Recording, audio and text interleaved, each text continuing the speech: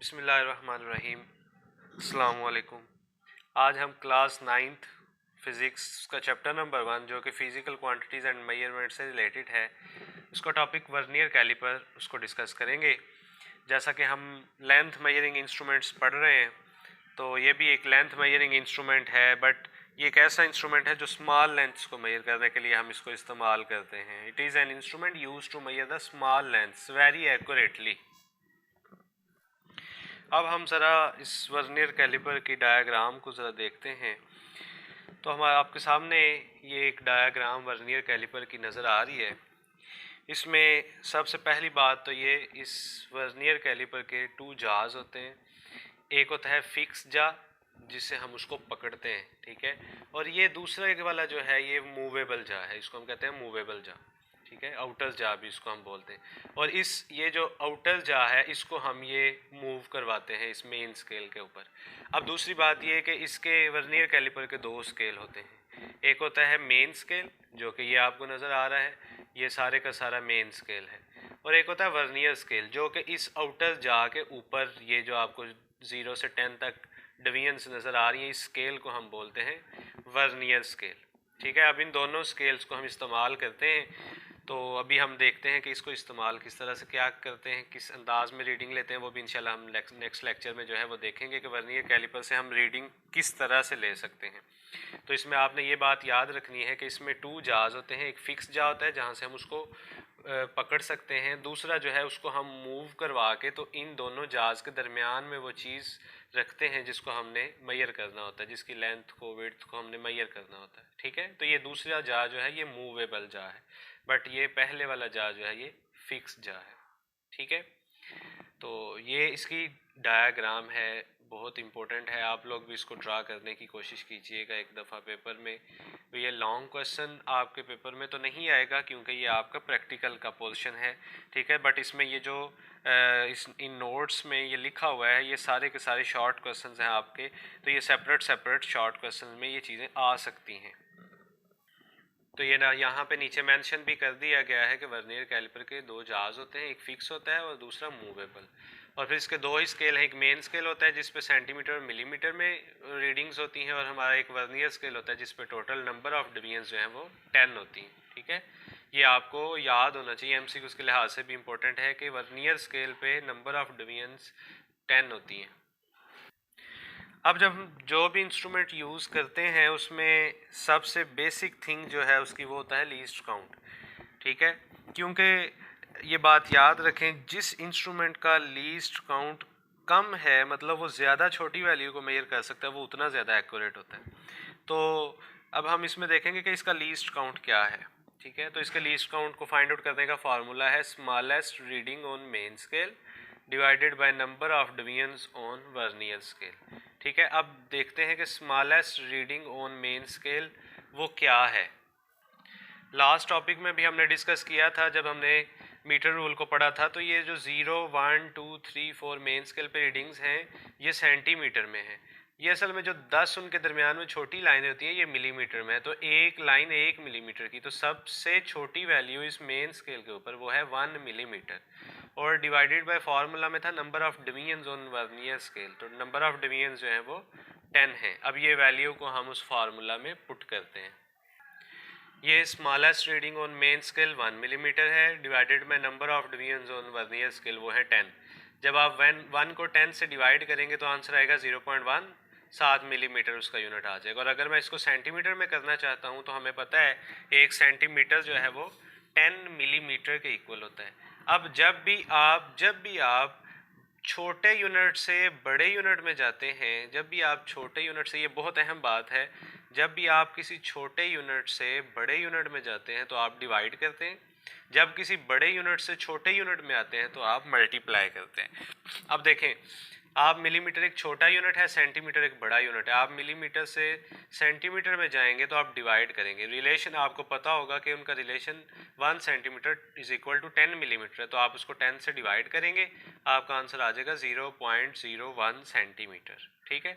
तो जो हमारा वर्नियर कैलिपर का लीस्ट काउंट है, अगर वो मिलीमीटर में पूछा जाए तो 0.1 मिलीमीटर, और अगर सेंटीमीटर में पूछा जाए तो 0.01 सेंटीमीटर। ये पेपर पॉइंट ऑफ व्यू से बहुत इंपॉर्टेंट MCQs हैं, बट कुछ स्टूडेंट्स ये मिस्टेक करते हैं कि वो ये नहीं देखते कि मिलीमीटर साथ कहा हुआ है कि सेंटीमीटर, वो डायरेक्ट 0.1 या फिर 0.01 लगा तो देते हैं, लेकिन साथ उनके यूनिट भी देखना है कि मिलीमीटर है या सेंटीमीटर। मिलीमीटर होगा तो 0.1 मिलीमीटर, सेंटीमीटर होगा तो 0.01 सेंटीमीटर। ठीक है, ये वर्नियर कैलिपर का लीस्ट काउंट है। जो सबसे छोटी वैल्यू हम इससे मेजर कर सकते हैं वो है 0.1 मिलीमीटर और 0.01 सेंटीमीटर।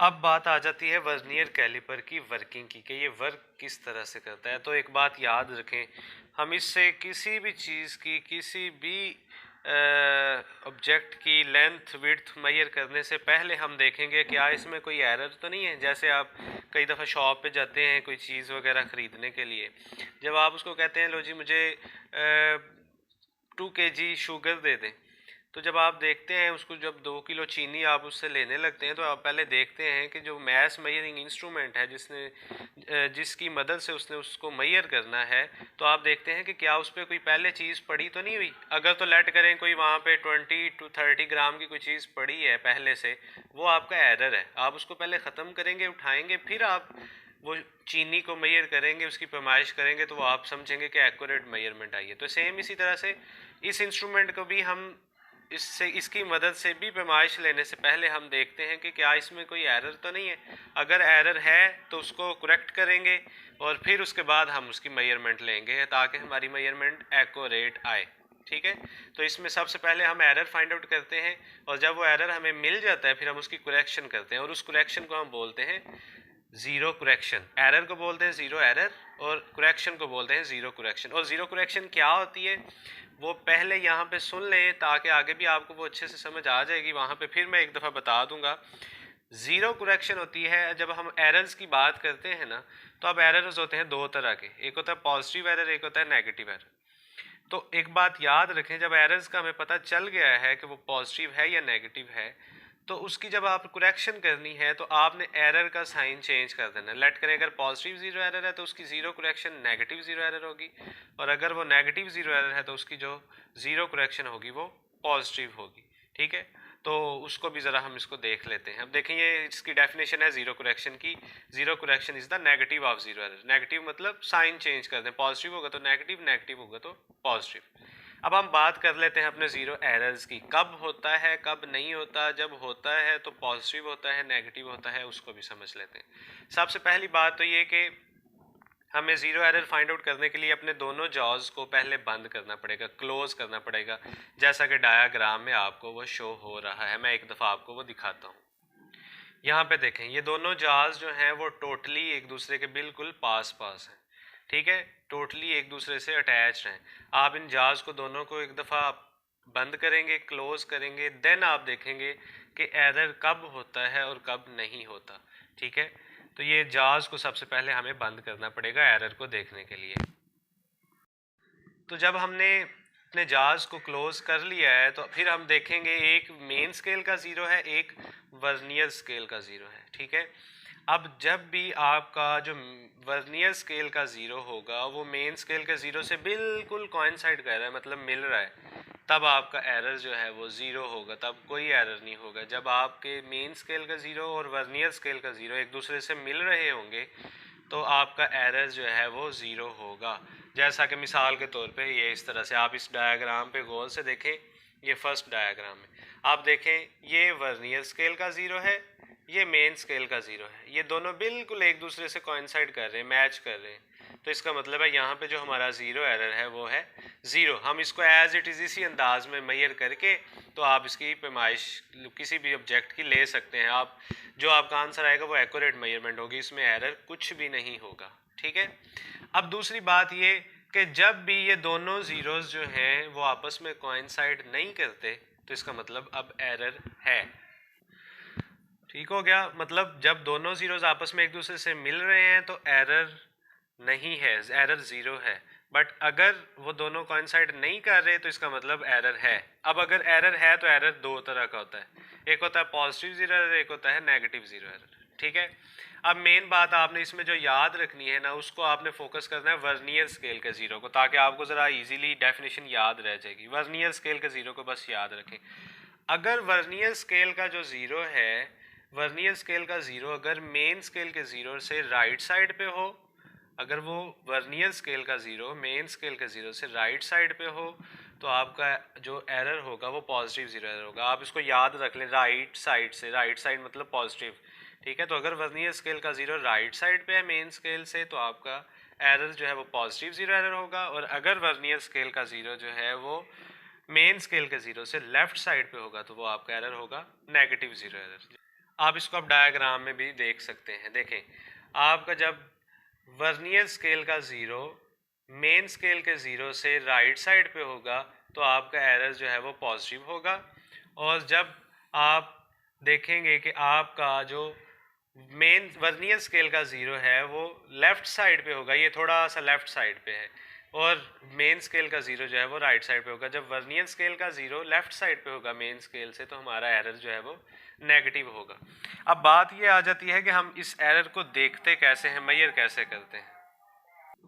अब ज़रा हम पॉजिटिव ज़ीरो एरर और नेगेटिव ज़ीरो एरर को डायग्राम में देख लेते हैं। देखें, मैंने आपसे कहा जब आपका वर्नियर स्केल का ज़ीरो, जो कि ये नीचे वाला वर्नियर स्केल है, इसका ज़ीरो मेन स्केल के ज़ीरो से राइट साइड पे होगा, तो हमारा एरर होगा पॉजिटिव। और जब हमारा जो वर्नियर स्केल का ज़ीरो है वो असल में लेफ़्ट साइड पे होगा मेन स्केल के ज़ीरो से, तो हमारा एरर नेगेटिव एरर होगा। अब कितना एरर होगा वो देखने की जो पहचान है, तरीका है, वो भी सुन लें। आप देखेंगे जब ये दोनों ज़ीरोज़ मैच नहीं कर रहे, इसका मतलब एरर है। अब कितना है, आप देखेंगे ये जो नंबर ऑफ डिवीजन्स 10 है वर्नियर स्केल की, आप देखेंगे इनमें से कौन सी डिवीजन 10 में से कौन सी डिवीजन मेन स्केल की किसी भी डिवीजन से वो कोइंसाइड कर रही है, मिल रही है, ठीक है।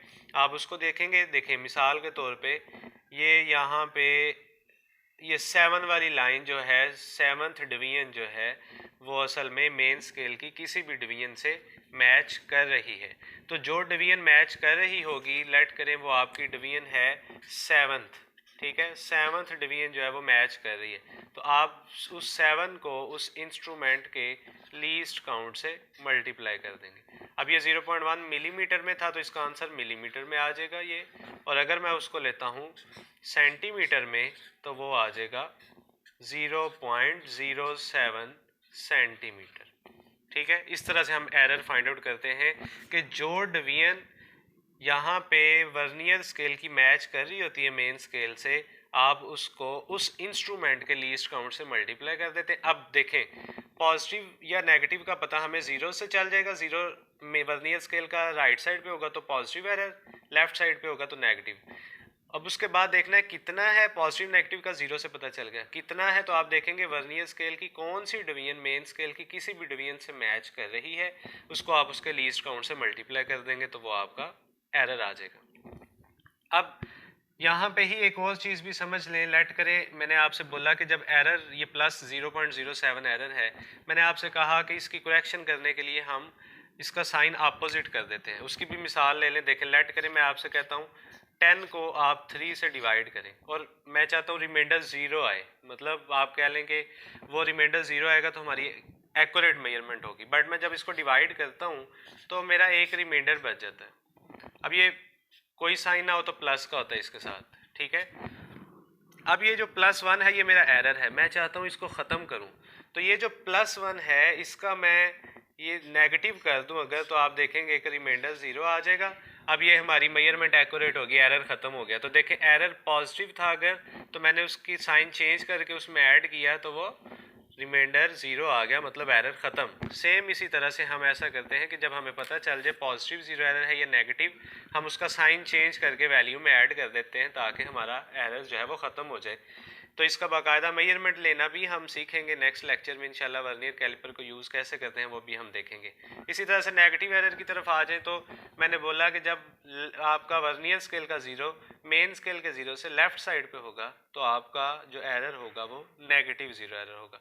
और अब हम देखेंगे कि वो कितना है। नेगेटिव का तो पता चल गया। अब आप देखें तो ये जो 9th डिवीजन है इस वर्नियर स्केल की 9th डिवीजन जो है वो मेन स्केल की किसी डिवीजन से मैच कर रही है, तो आप उस 9 को लीस्ट काउंट 0.01 से मल्टीप्लाई करेंगे तो हमारा आंसर आ जाएगा -0.09 सेंटीमीटर। तो इसकी ज़ीरो करेक्शन होगी +0.09 सेंटीमीटर और इस +0.07 की ज़ीरो करेक्शन होगी -0.07।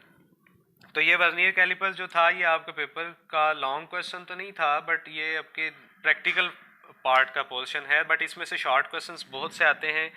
तो वो वर्नियर कैलिपर की डेफिनेशन है, फिर उसके बाद ज़ीरो एरर है, ज़ीरो करेक्शन है, लीस्ट काउंट है, पॉजिटिव ज़ीरो एरर है, नेगेटिव ज़ीरो एरर है। तो ये पेपर पॉइंट ऑफ व्यू से बहुत इंपॉर्टेंट शॉर्ट क्वेश्चन और MCQs हैं इसमें। तो इसको आप अच्छे तरीके से एक दफ़ा समझ लें और मुझे उम्मीद है आपको इसकी समझ आ चुकी होगी। अगर फिर भी आपके जहन में कोई कॉन्सेप्ट या कोई क्वेश्चन ऐसा है जिसकी आपको समझ नहीं लगी, कुछ डाउट्स हैं, तो आप मुझसे पूछ सकते हैं। कमेंट बॉक्स में आप मैसेज कीजिएगा, मैं इंशाल्लाह उसको दोबारा से आपको गाइड कर दूंगा, समझा दूंगा।